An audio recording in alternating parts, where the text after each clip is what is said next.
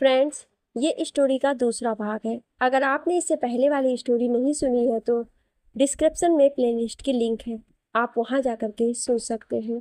हर रोज story का नया भाग देखने के लिए चैनल को सब्सक्राइब करके बेल आइकन को प्रेस कर लें ताकि नई आने वाली वीडियो की नोटिफिकेशन सबसे पहले आपको मिल सके। विराज ने मुड़कर देखा, आसपास कोई नहीं था। विराज को सोच में पड़ गया और क्लास में चला गया। इस क्लास में डांस और सिंगिंग दोनों सिखाए जाते थे, क्योंकि सीखने वाले बहुत कम ही लोग थे। मेन गेट से अंदर आते ही राइट साइड में एक छोटा सा केबिन बना हुआ था, जो कि उस क्लास के मैनेजर का था। लेफ्ट साइड में वॉशरूम, सीधा आके जाने पर एक हॉल और उसके राइट साइड में कांच के पार्टीशन से एक छोटा हॉल। बड़ा वाला हॉल डांस क्लास और प्रैक्टिस के लिए, छोटा वाला हॉल संगीत सीखने वालों के लिए। अवनी मैनेजर के केबिन में उनसे बात कर रही थी। विराज केबिन के बाहर ही खड़ा रहा। इतने में वहां क्लास का कोई मेंबर आया और विराज उनसे बात करने लग गया। अवनी ने मुड़कर देखा और विराज को मुस्कुराते हुए देखकर वापस पलट गई। मैनेजर, आप डांस ड्यूट में सीखना चाहती हैं या? अवनी बात करते हुए, सोलो। मैनेजर, ठीक है। रजिस्टर में नाम लिखते हुए, मैं आपको पहले ये बात बता दूं, सोलो डांस सीखने वाली आप अकेली हैं यहाँ। अवनी, ये तो अच्छी बात है सर, मुझे कोई प्रॉब्लम नहीं है। मैनेजर, ओके, हम फीस एडवांस लेते हैं। Avni, sure, how much? Manager, 1,000 पर month. Avni, okay. Avni fees दे देती है और अपना नाम रजिस्टर करवा कर बाहर आ जाती है। अवनी जाने को होती है पर मैनेजर की आवाज़ सुनकर रुक जाती है। मैनेजर, मिस अवनी, आपकी क्लास का टाइम शाम 5 से 7 बजे का है। Avni, okay sir, thank you, मैं कल से आ जाऊंगी। मैनेजर वापस अपने केबिन में चला जाता है। अवनी बाहर आती है। विराज पहले से गाड़ी में बैठा उसी का इंतजार कर रहा था। अवनी पहले की तरह दोबारा कार की पिछली सीट पर बैठ गई। विराज गुस्से से अवनी को देखते हुए, क्या है? अवनी, कुछ नहीं।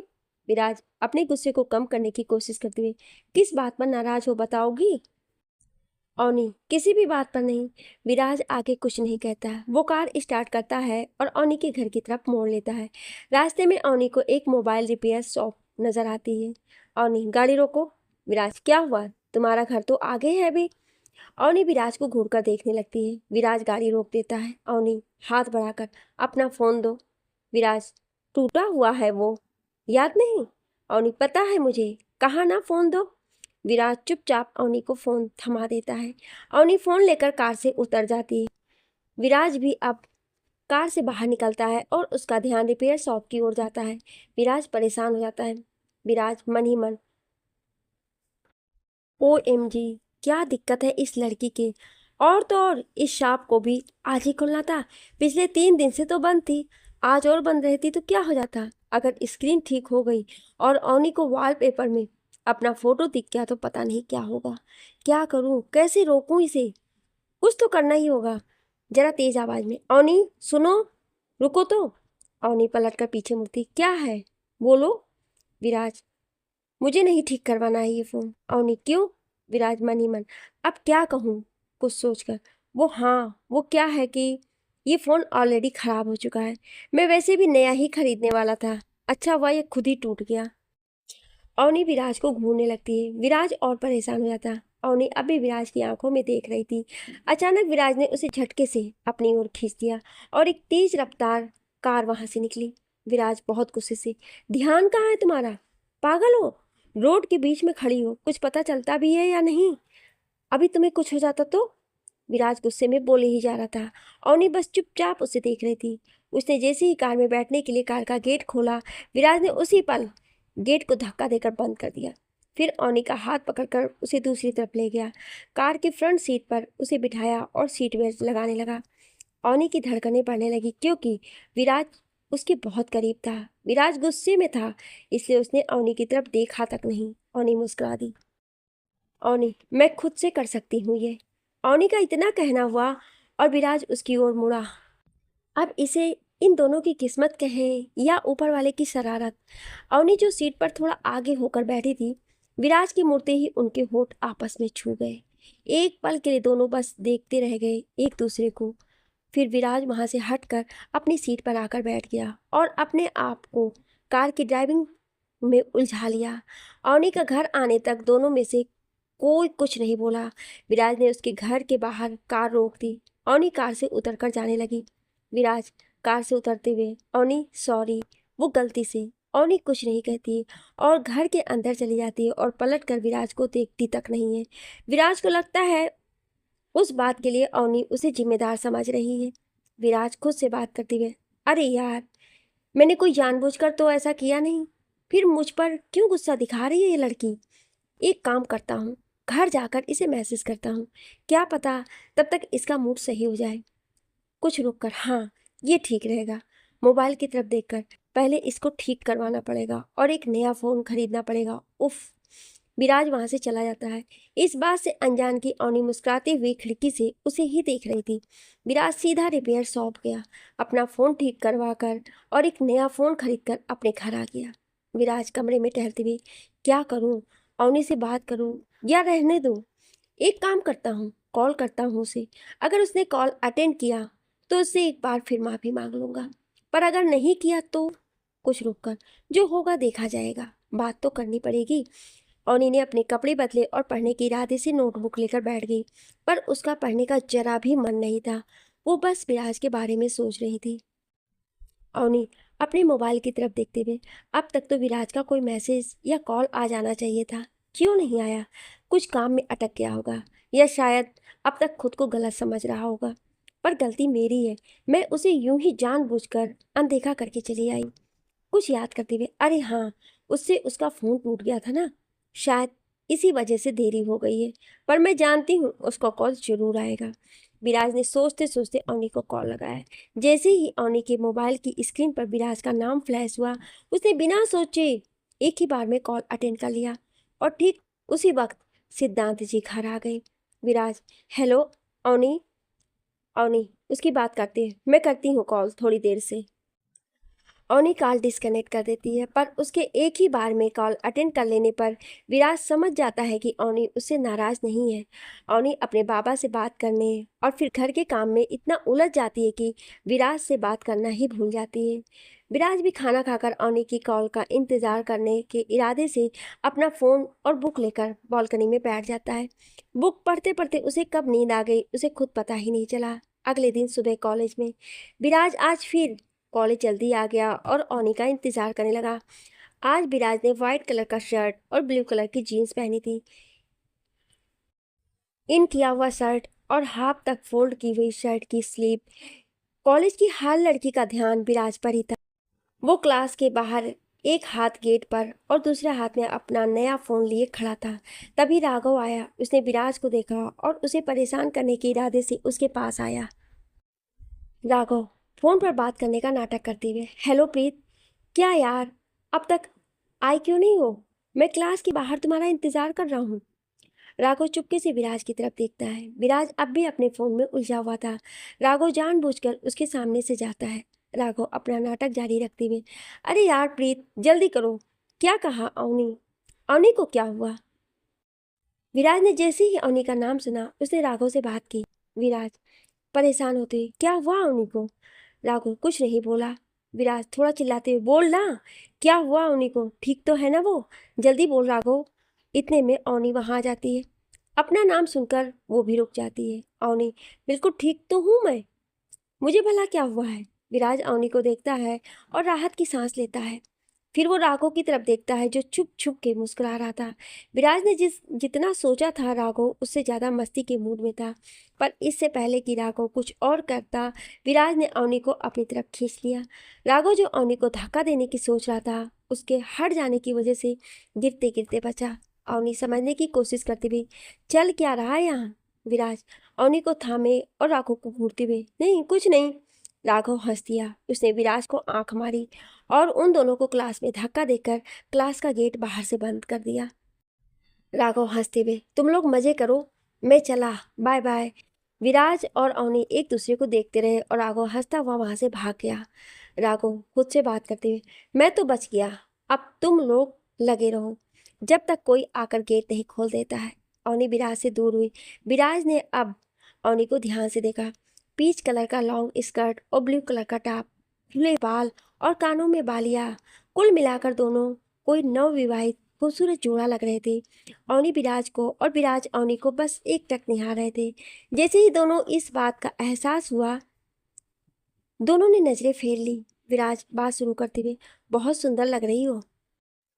अवनी कुछ शर्माते हुए, तुम भी बहुत हैंडसम लग रहे हो। विराज और अवनी एक साथ थैंक यू दोनों हंस दिए। अवनी का ध्यान घड़ी की तरफ गया, उसे फिक्र होने लगी।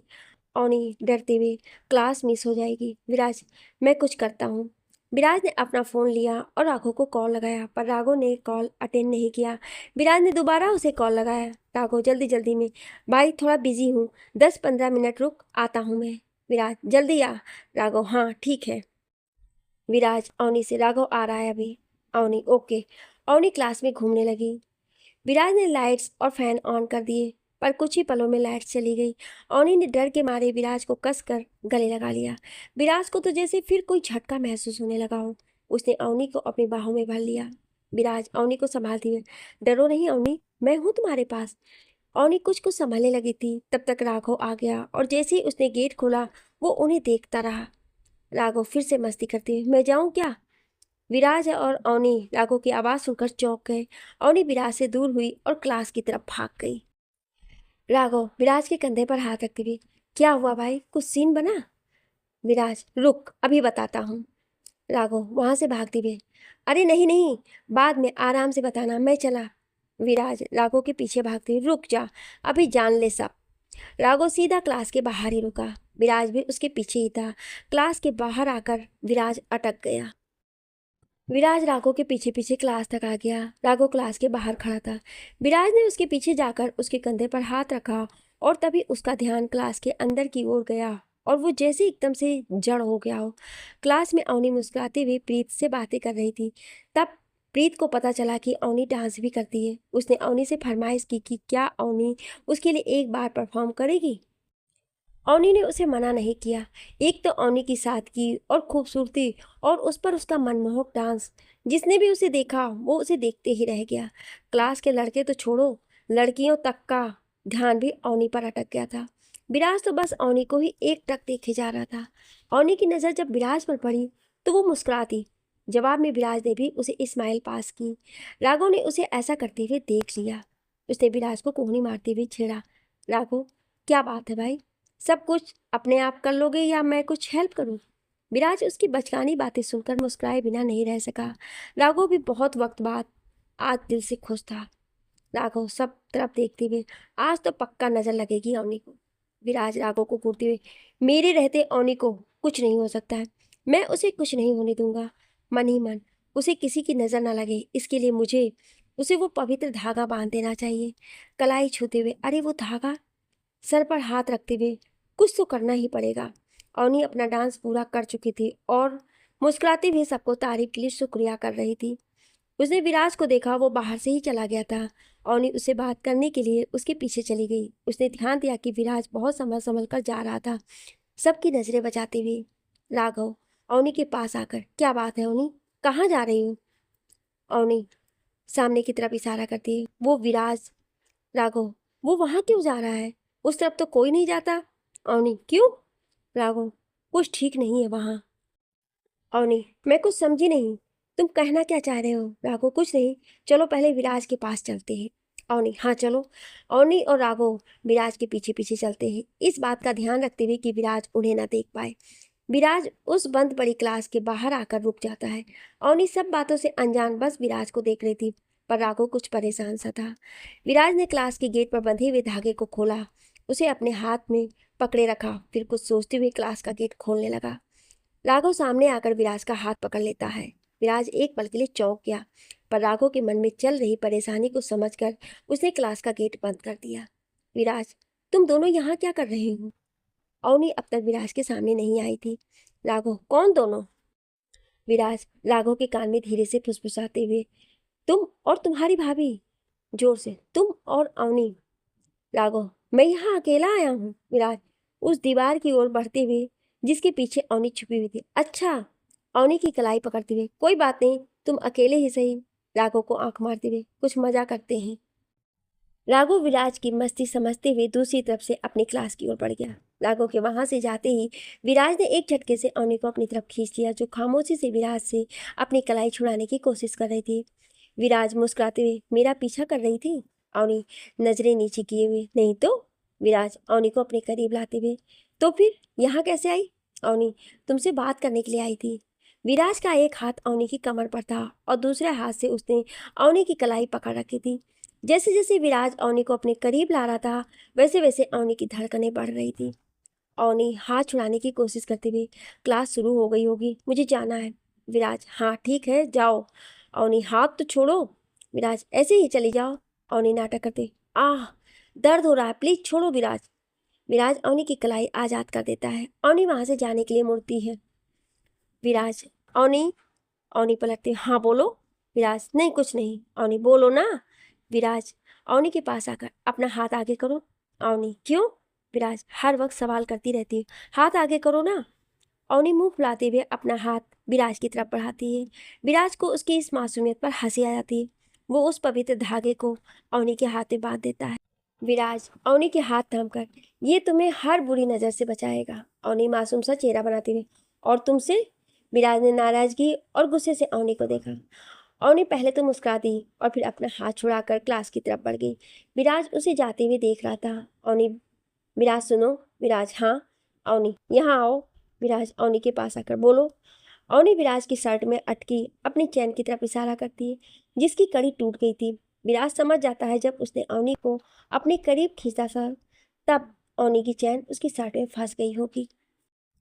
विराज चैन शर्ट से हटाकर हाथ में लेते हुए, हाँ हटा दी, चलो अब। क्लास में नहीं जाना है क्या? अवनी, अरे वो मेरी है, वापस तो करो। विराज, बाद में सोचूंगा। अवनी, अभी दो विराज। विराज, नहीं। अवनी, ऐसा मत करो, चैन वापस कर दो प्लीज। विराज शरारत, पास आकर ले जाओ। अवनी गुस्से से, मैं जा रही हूँ। अवनी क्लास की तरफ चली गई और विराज एक बार फिर हंसते हुए उसके पीछे चल दिया। अचानक उस बंद पड़ी क्लास का गेट बजा और विराज के कदम वहीं रुक गए। विराज ने देखा अवनी चली गई थी। वो वापस मुड़ा और उस क्लास का गेट खोलकर अंदर चला गया। कुछ देर वहां खामोशी रही, फिर अचानक एक बेंच टूटने की आवाज आई, पर क्योंकि आसपास कोई नहीं था, इसलिए वो आवाज किसी ने नहीं सुनी थी। कुछ देर बाद विराज क्लास से बाहर आया और गेट लॉक करके अपनी क्लास में चला गया। माहौल पहले की तरह खामोश रहा। अवनी ने गौर किया, विराज का क्लास में मन नहीं लग रहा था, पर इससे पहले कि वो कुछ कहती, विराज क्लास से बाहर चला गया। वो उसके पीछे जाना चाहती थी पर नहीं जा पाई। क्लास खत्म होते ही अवनी बाहर आ गई। उसने पूरे कॉलेज में देख लिया, यहाँ तक कि कैंटीन में भी, पर विराज उसे कहीं नजर नहीं आया। वो ना उम्मीदी से पार्किंग की ओर बढ़ गई। विराज अपनी कार के पास बेंच पर पेड़ के नीचे बैठा था।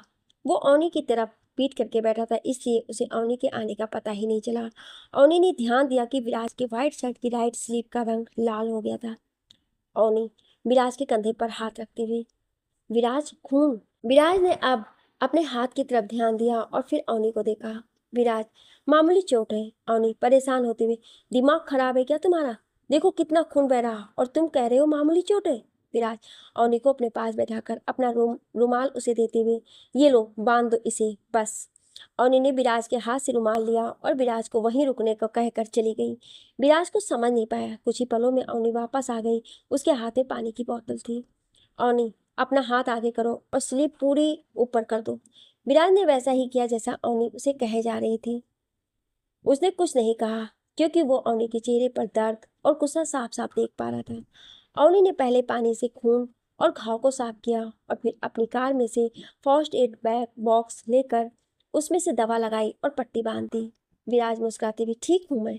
अवनी विराज को लगभग घूरते हुए, तुम उस क्लास में दोबारा क्या करने गए थे और ये चोट कैसे लगी?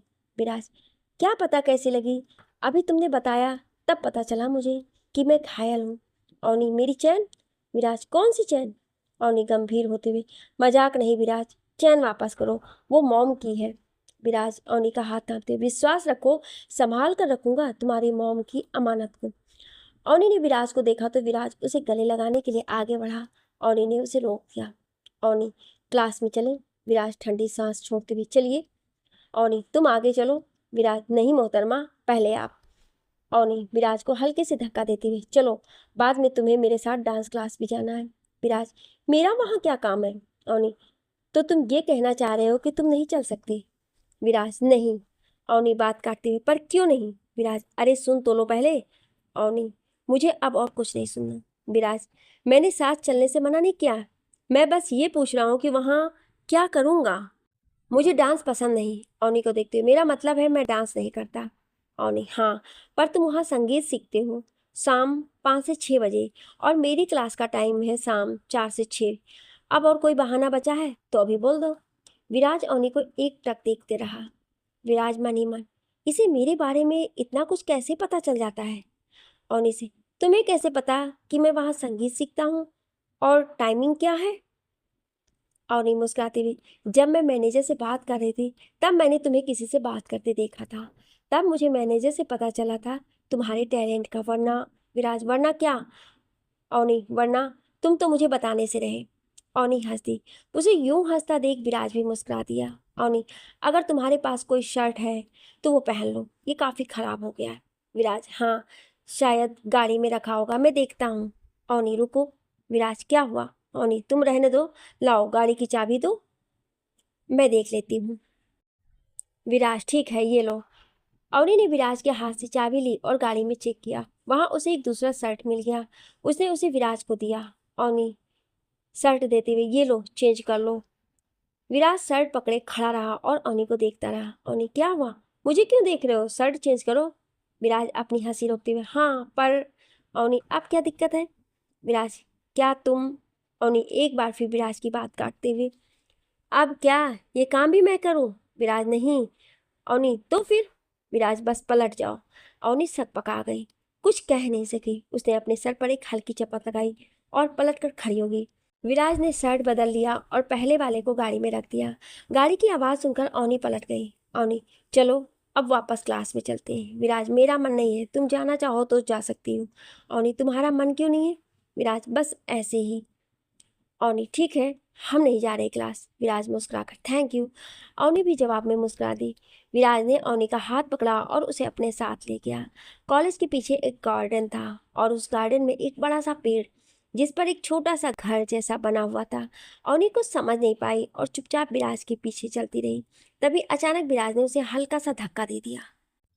अवनी चुपचाप विराज के साथ साथ चल रही थी। तभी अचानक विराज ने उसे हल्का सा धक्का दे दिया। अवनी ने खुद को संभाला। अवनी, क्या कर रहे हो विराज? विराज अवनी को समझाते, सॉरी अवनी, इधर एक ट्रैप लगाया हुआ है, धक्का नहीं देता तो तुम फंस जाती उसमें। अवनी ने अब नीचे की तरफ देखा। उसे रस्सी की एक हल्की सी झलक मिली। उसने विराज को थैंक यू कहा। विराज ने उसे अपने साथ आगे चलने को कहा। दोनों एक पेड़ के सामने रुक गए जिस पर एक छोटा सा घर जैसा बनाया हुआ था। पहले विराज ऊपर चढ़ा, फिर उसने अवनी को ऊपर चढ़ाने में मदद की। अवनी एक एक चीज बड़ी ध्यान से देख रही थी। एक छोटी सी टेबल और 2 कुर्सियां और आसपास ढेर सारी तस्वीरें जिनमें एक विराज था और दूसरा। अवनी तस्वीरों की तरफ इशारा करते हुए, ये कौन है विराज? विराज, मेरा बेस्ट फ्रेंड, मेरा भाई, मेरा सब कुछ। अवनी, मतलब? विराज, रॉकी। अवनी को अब भी कुछ समझ नहीं आया। वो अपने नासमझी के भाव लिए विराज को देखती रही, जबकि वो विराज के चेहरे पर उदासी साफ तौर पर देख पा रही थी। उसने विराज को कुर्सी पर बैठाया और दूसरी कुर्सी लेकर उसके सामने बैठ गई और विराज के हाथ थाम लिए। विराज की आंखें ऐसी लग रही थी जैसे वो बस अब रो ही देगा।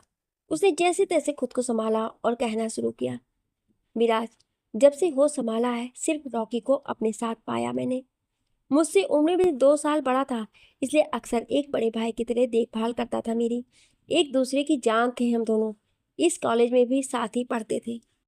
अवनी कुछ सोचकर विराज को टोकते हुए, एक मिनट, थे मतलब? मैंने प्रीत वगैरह से भी सुना है रॉकी का नाम, पर यह भी कि वो कुछ वक्त के लिए कहीं बाहर गया हुआ है, और तुम उसका जिक्र ऐसे कर रहे हो जैसे। विराज, वो लोग नहीं जानते। अवनी, वो क्या नहीं जानते विराज? विराज, रॉकी अब इस दुनिया में नहीं है। इतना कहते हुए विराज के अपनी आंखों में रोके हुए आंसू बह निकले। अवनी ने विराज को संभाला। वो उसे चुप करवाना चाहती थी, पर विराज की हालत देखकर वो समझ गई कि विराज अपने दिल में बहुत दर्द समेटे हुए। इसलिए उसने विराज को चुप करवाने की बजाय उसके दर्द को बह जाने दिया। कुछ पल को विराज यूं ही रोता रहा। अवनी ने उसे गले लगा लिया। वो जानती थी इससे विराज को बेहतर फील होगा। विराज ने अपने आप को संयत किया और अवनी को आगे बताना शुरू किया। विराज, रॉकी को गाना बहुत पसंद था, मुझे भी गाने की लत उसी ने लगवाई थी। कहता था, भाई अपन दोनों बहुत बड़े सिंगर बनेंगे, बहुत सारे स्टेज शो करेंगे, तू माइक संभाल लेना, मैं तेरा गिटारिस्ट बन जाऊंगा। विराज रॉकी के अजीबोगरीब शौक याद करके मुस्कुराने लगा और ओनी बस खामोशी से उसे एकटक निहारती रही। अचानक ओनी को अपने पास किसी की आहट सुनाई दी। उसने चारों तरफ देखा पर उसे वहां उसके और विराज के अलावा कोई भी नजर नहीं आया। ओनी को थोड़ी थोड़ी घबराहट होने लगी। उसके हाथ कपकपाने लगे क्योंकि उसने अपने हाथों से विराज के हाथ थाम रखे थे, इसलिए विराज का ध्यान उस पर गया। विराज ओनी के हाथ अपने हाथ में लेते हुए, क्या हुआ ओनी? ओनी, पता नहीं, ऐसा लगा जैसे आसपास कोई है। विराज, घबराओ मत, वो तुम्हें कुछ नहीं करेगा। ओनी, क्या मतलब? कौन कुछ नहीं करेगा? कौन है यहाँ? और अगर कोई है भी तो कहीं नजर क्यों नहीं आ रहा है? विराज गहरी सांस लेते हुए, एक साथ इतने सवाल? ओनी सर झुकाते हुए, सॉरी। विराज उसके चेहरे को अपने हाथों में लेते हुए, कोई बात नहीं, मैं समझ सकता हूँ, एक एक करके जवाब देता हूँ तुम्हें, जिससे तुम भी आराम से पूरी बात समझ सको। अवनी हल्का सा मुस्कुराते हुए, ठीक है। विराज एक एक करके बड़े ध्यान से अवनी को उसके सभी सवालों का जवाब दे देता है। अवनी के चेहरे पर एक के बाद एक कई भाव आए और गए। जब विराज खुद अपनी कहानी बताते हुए एक पल को रो दिया तो अवनी के हाल का क्या ही कहे। पर फिर भी अवनी ने खुद को कमजोर नहीं पड़ने दिया क्योंकि वो जानती थी कि उसे ही विराज को संभालना है। जब विराज अपनी कहानी खत्म कर चुका, अवनी ने उसे कुर्सी पर बैठाया और पानी पिलाया। अवनी को महसूस हुआ कि उस साय ने विराज को संभालने में उसकी मदद की है। अवनी ने धीरे से थैंक यू कहा और फिर विराज को वहां से बाहर ले आई। अवनी, अब ठीक लग रहा है? विराज, हाँ थोड़ा बेहतर। अवनी मुंह बनाते हुए, क्लास चले वीर? विराज, नहीं, एकदम चौंकते हुए, जरा रुको, क्या कहा तुमने? अवनी ना समझी का दिखावा करते हुए, क्लास चले? विराज, इसके बाद? अवनी, कुछ भी तो नहीं कहा इसके बाद। क्यों, क्या हुआ? विराज, नहीं कुछ नहीं, मुझे लगा। अवनी बात करते, क्या लगा? विराज, अरे बाबा कुछ नहीं। विराज एक कदम आगे बढ़ा ही था। अवनी, बताओ ना, तुम्हें क्या लगा वीर? अवनी के मुंह से वीर सुनकर विराज पलट गया। उसने अवनी को देखा। अवनी मुस्कुरा रही थी। विराज उसके पास गया और उसे कसकर गले लगा लिया। अवनी नाटक करते हुए, बहुत ज्यादा टाइट हो गया है। विराज हंसते हुए, सॉरी। अवनी, कोई बात नहीं, मैं मजाक कर रही थी। अवनी हंसते हुए विराज को हल्का सा धक्का देकर पेड़ के पीछे भाग गई। विराज उसे पकड़ने की कोशिश करने लगा। कुछ देर तक यही खेल चलता रहा, अवनी आगे और विराज उसके पीछे। अचानक से अवनी पलटी तो देखा विराज वहां नहीं था। वो एकदम रुक गई। उसने अपने आसपास देखा पर विराज उसे नजर नहीं आया। अवनी थोड़ा तेज आवाज, वीर, वीर सामने आओ, खेल खत्म, अब आ जाओ। माहौल अब भी शांत और खामोश था। अवनी, देखो विराज, अब तो मुझे डरा रहे हो, प्लीज सामने आ जाओ। विराज वहीं एक पेड़ के पीछे छुपा हुआ था। अवनी जैसे ही उस पेड़ के नजदीक पहुंची, वो चुपचाप दबे कदमों से पेड़ से पीछे से बाहर आया। अवनी उसकी तरफ पीट करके खड़ी थी, इसलिए उसे देख नहीं पाई और परेशानी और घबराहट के मारे उसे पता ही नहीं चला कि विराज उसके बिल्कुल पीछे ही खड़ा है। विराज ने अवनी का हाथ पकड़कर उसे पेड़ से सटा दिया। इससे पहले कि अवनी डर के मारे चिल्लाती, विराज ने अपना दूसरा हाथ उसके होठ पर रख दिया। विराज, क्या हुआ? मजाक सिर्फ तुम कर सकती हो क्या? विराज हंस दिया। अवनी एक पल के लिए घबरा गई। उसने अपने हाथ से विराज का हाथ अपने होठों पर से हटाया। अवनी नाराज होती, ये बहुत बुरा मजाक था विराज, पता है मैं कितना डर गई थी। विराज, अच्छा बाबा, सॉरी। अवनी ने मुंह बना लिया। वो वहां से जाने को हुई पर विराज ने उसे फिर से रोक लिया। विराज अवनी के बेहद करीब था। अवनी ने शर्म से आंखें बंद कर ली। विराज ने धीरे से उसकी आंखों को चूम लिया। अवनी की धड़कनें और तेज हो गईं। वो विराज की सांसों को अपने चेहरे पर महसूस करने लगी और तभी उसका फोन बजा। विराज मन ही मन गुस्से में, पता नहीं कब सब पीछा छोड़ेंगे मेरा। अवनी फोन को देखती, ओ विराज, क्या हुआ, कौन है? अवनी, आज क्लास का पहला दिन है ना, तो लेट ना हो जाऊं इसलिए अलार्म लगा दिया था, बस वही है। विराज अपने माथे पर हाथ रखते, बहुत अच्छे। विराज को इस तरह देखकर अवनी को हंसी आ गई। उसने विराज का हाथ पकड़ा और पार्किंग की तरफ चल दी। दोनों क्लास पहुंच जाते हैं। विराज कांच के पार्टीशन की दूसरी तरफ चला जाता है और अवनी अपने ट्रेनर की बातें सुनकर समझने लगती है। ट्रेनर, पहले का 1 घंटा आपकी क्लास का होगा और दूसरा आपकी प्रैक्टिस के लिए, यानी कि 1 घंटा मैं आपको सिखाऊंगा और फिर आप उसे सही से समझ लेना। कोई परेशानी हो तो आप दोबारा पूछ सकती हो। Avni, okay sir. Sir Avni को 1 घंटा अच्छे से सारे स्टेप्स सिखाते हैं। और फिर उसे प्रैक्टिस करने को कहकर मैनेजर के केबिन में चले जाते हैं। विराज की भी क्लास के टीचर मैनेजर के रूम में चले जाते हैं। विराज अपनी तरफ का गेट हल्का सा खोलकर अवनी को देखने लगता है। अवनी एक स्टेप की कोशिश कर रही थी पर वो नहीं कर पा रही थी। उसे टर्न करने के लिए किसी की हेल्प की जरूरत पड़ रही थी। विराज कुछ देर मुस्कुराते हुए उसे देखता रहा, फिर उसने जाकर अवनी की मदद कर दी। विराज अवनी की मदद करके जरा सा पीछे हुआ, तभी म्यूजिक सिस्टम पर कलंक मूवी का टाइटल सॉन्ग स्टार्ट हो गया। अवनी एक पल को रुक गई पर विराज को अपने हाथ पाकर उसका हौसला कायम रहा। विराज ने डांस में उसका पूरा साथ दिया। अवनी, सॉन्ग खत्म होते ही, हद है यार वीर। विराज, अब क्या हुआ? अवनी, मुझे सच सच बताओ, और ऐसे कितने राज हैं जो तुमने मुझसे छुपा रखे हैं? विराज हंसते हुए, ऐसी कोई बात नहीं है अवनी, डांस का ऐसा कोई खास शौक नहीं है मुझे, वो तो बस यूं ही कभी कभी थोड़ा बहुत कर लेता हूँ। अवनी, ये थोड़ा बहुत था? विराज, टाइम अप हो गया है, मुझे भूख लगी है, तुम चल रही हो? अवनी, हाँ बिल्कुल, क्या पता खाने के मामले में भी ऐसी कोई बात हो जो तुमने मुझसे छुपा रखी हो। विराज, अरे कहा ना ऐसा कुछ नहीं है, चलो पास ही में एक कैफ़े है। अवनी, ठीक है। विराज अपनी क्लास में गया और अपना बैग ले आया। तब तक अवनी ने भी अपना बैग ले लिया था। दोनों बाहर आ गए। अवनी कार की तरफ जाने लगी पर विराज ने उसे रोक लिया। विराज, कहा ना पास ही है, पैदल चलते हैं ना, मन ही मन, इसी बहाने में तुम्हारे साथ और ज़्यादा वक्त बिता पाऊंगा। अवनी मुस्कुराकर विराज के साथ चल दी। अब क्योंकि कैफे पास ही था, इसलिए दोनों बस एक दूसरे के साथ को महसूस करते हुए चुपचाप चलते रहे। किसी ने कोई बात नहीं की। दोनों कैफे पहुंच गए।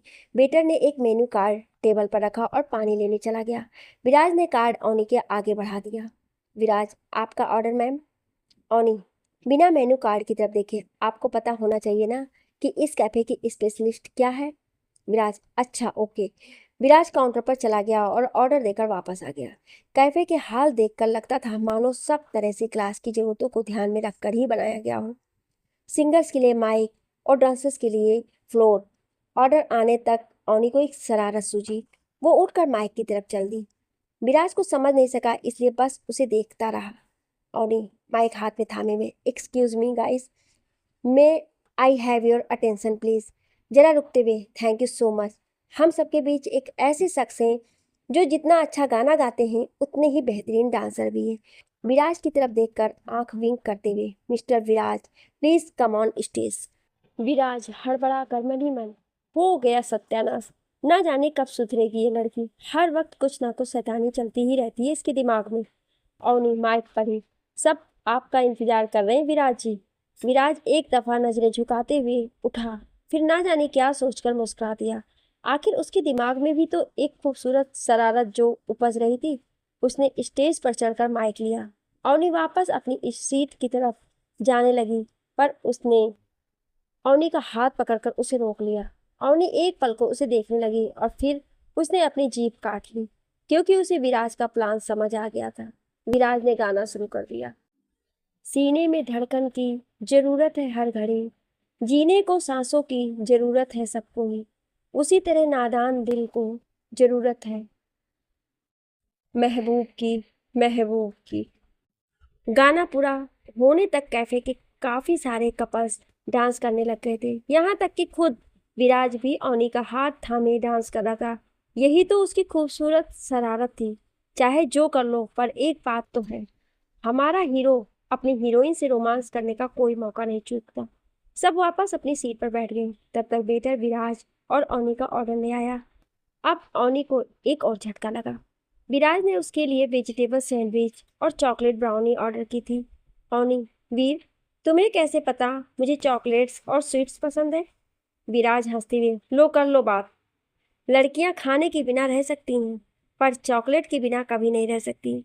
अवनी को उसकी बात पर हल्का गुस्सा तो आया, पर उसकी अदा और बोलने के तरीके पर वो भी खिलखिला दी।